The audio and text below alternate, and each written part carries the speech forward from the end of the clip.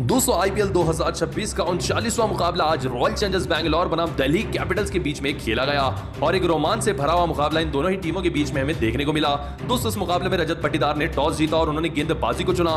दिल्ली अपने home ground पर खेल रही थी। आज पातुम निशंका को रेस्ट देकर उनकी जगह डेब्यूटेंट बल्लेबाज साहिल प्राग को भेजा गया था दिल्ली की तरफ से, लेकिन वो आते ही भुवनेश्वर कुमार की पहली गेंद पर क्लीन बोल्ड हुए। मात्र 0 रन बनाकर इस मुकाबले में डेब्यूटेंट बल्लेबाज दिल्ली कैपिटल्स के साहिल प्राग भुवनेश्वर कुमार के पहले ही ओवर में आउट हुए। दोस्तों बिना कोई खाता खोले दिल्ली की पहली विकेट चली गई। ऐसे में तीसरे नंबर पर आए नीतीश राणा, उनका साथ दे रहे थे कमाल लाजवाब राहुल, जिन्होंने पिछले मुकाबले में 150 रनों की पारी खेली थी, लेकिन ये भी आते ही हेजलवुड के पहले ओवर की दूसरी गेंद पर एस बैठे और नीचे नीतीश शर्मा ने शानदार कैच पकड़ ली। केएल राहुल की सबसे बड़ी विकेट मिली दिल्ली कैपिटल्स के खिलाफ आरसीबी को। दोस्तों मात्र 1 रन बनाकर केएल राहुल आउट हुए। उनके बाद बल्लेबाजी कर रहे थे मैदान पर नीतीश राणा और समीर रिजवी। दोस्तों आते ही समीर रिजवी भी हेजलवुड की अगली ही गेंद पर एस बैठे, पीछे नीतीश शर्मा ने एक और शानदार कैच पकड़ ली।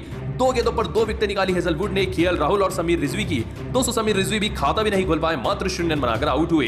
दोस्तों यहां दिल्ली का मिडिल ऑर्डर टूट कर रह गया। आरसीबी ने इनके मिडिल ऑर्डर को 2 टुकड़ों में तोड़ दिया, लेकिन ये तो शुरुआत थी। अगला ओवर लेकर आने वाले थे भुवनेश्वर कुमार और उनके सामने थे साउथ अफ्रीकन खतरनाक बल्लेबाज ट्रिस्टन स्टब्स। दिल्ली कैपिटल्स की टीम 7 रन पर 3 विकेट खो चुकी थी। वैसे वक्त पर आए भुवी और आते ही भुवी ने बाहर जाती हुई गेंद रखी स्टब्स को। एस बैठे ट्रिस्टन स्टब्स भी और स्लिप में पार्टी कल ने शानदार कैच लपक ली।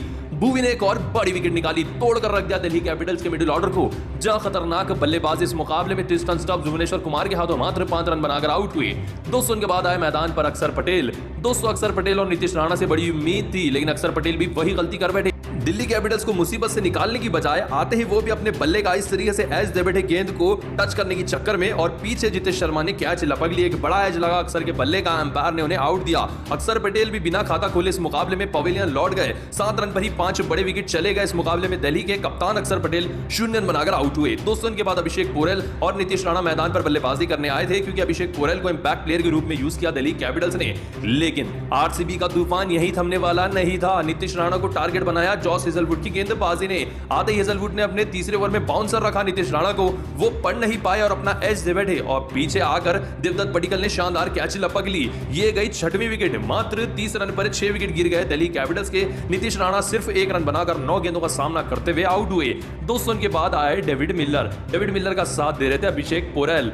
शुरुआती 8 ओवरों में मात्र 36 रन पर 6 विकेट गिरा दिया आरसीबी की टीम ने और गेंदबाजी से ही इस मुकाबले को एक तरफा कर दिया था आरसीबी गेंदबाजों ने। सीधा 3 विकेट भुवनेश्वर कुमार ने लिए और 3 विकेट जॉस हेजलवुड ने लिए, वो भी सिर्फ 5-5 रन देकर। ऐसी गजब की गेंदबाजी शायद आपने कभी आईपीएल के इतिहास में देखी होगी, लेकिन ये करिश्मा सिर्फ और सिर्फ आरसीबी के सिवा कोई और टीम नहीं कर सकती। लेकिन आप आरसीबी की साल की गेंदबाजी को 10 में से कितने नंबर देंगे, कमेंट बताएं। वीडियो पसंद तो लाइक करें, चैनल सब्सक्राइब करें। धन्यवाद।